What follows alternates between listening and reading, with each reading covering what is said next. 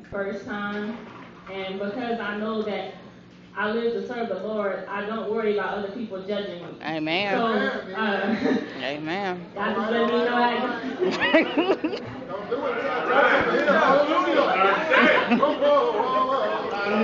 Don't start. Don't start. Alright. Don't start. Don't do I it. know that when you live to serve the Lord, you don't worry about how man sees you. You trying to get to them pearly gates.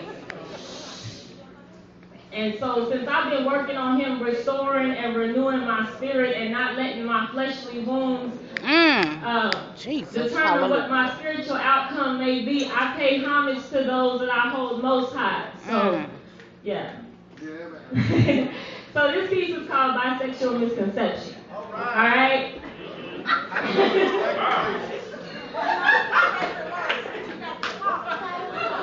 Okay. Bisexual misconceptions.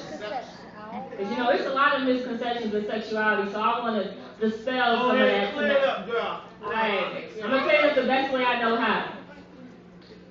So, I'm sitting about 14 years old, and rather than worrying about another man or trying to lose my virginity before it was time, I relished in the moment that I might be attracted to the opposite sex, but because my parents are conservative, it wasn't something that I could bring to their attention.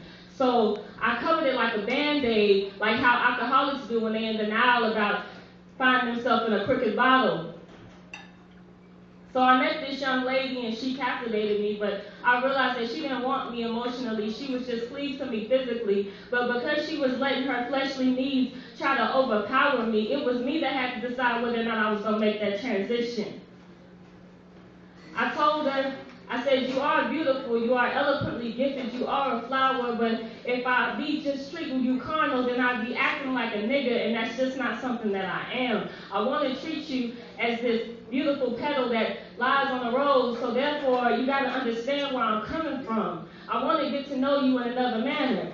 But you so worried throwing stones at me for what somebody else did, and I'm telling you, that's not my fault, that's not my responsibility. Because I know that sexually you want me to take you to a place that you yourself didn't know that you could go. And I want to make sure that all those feminine juices flow, but I want the ones to flow from your mind first and not from what's in between your legs.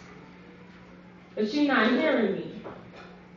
And I also had another married man come to me, telling me about how his woman wasn't sexually satisfying him. And I told him that, yo, that's not my problem, though. But what you should do is I can give you a few tips, but I don't want to enter your bedroom simply because I don't want your girl thinking that I'm taking something that belongs to her.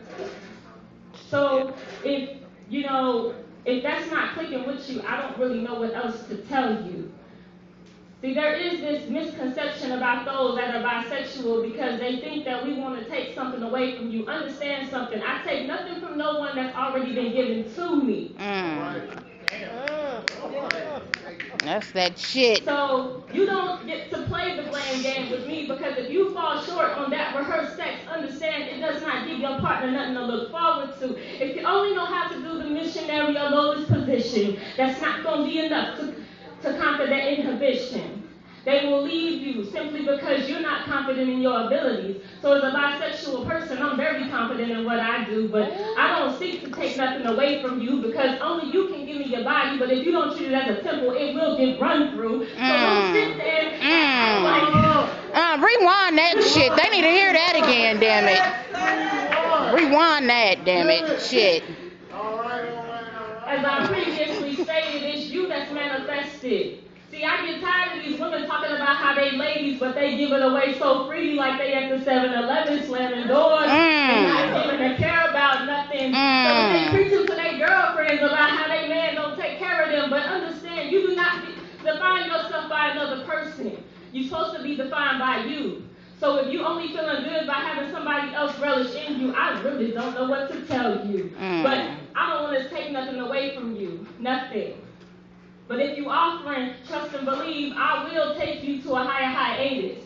But if your boyfriend or your girlfriend on the side happens to call me, she might not talk to me stupid, you see, because you were not mentioned simply because you did not matter.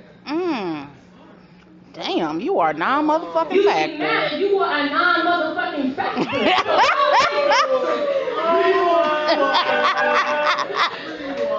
Now that's my shit. I'm just saying, you want somebody to keep it real with you and understand this, I'm going to always keep it honest. I'm not going to lie to you. But if you don't feel adequate enough, you cannot look me in the mirror and say that that's my fault. Because, like I said, I take you sexually, physically, somewhere that you yourself are unfamiliar with. So if you cannot get with it, then, I mean, that's on you. I mean, that don't have a lot to do with me. I don't seek to change. I only call for restoration and renewal. And people try to throw that Bible at me, but they don't understand something. See, I seek to serve Him, you see. All so right. if it's a demon that I'm living with, I'm not dependent on you to take that up out of me, because it was Him that gave me life. And whether you take that away from me is something you have to deal with.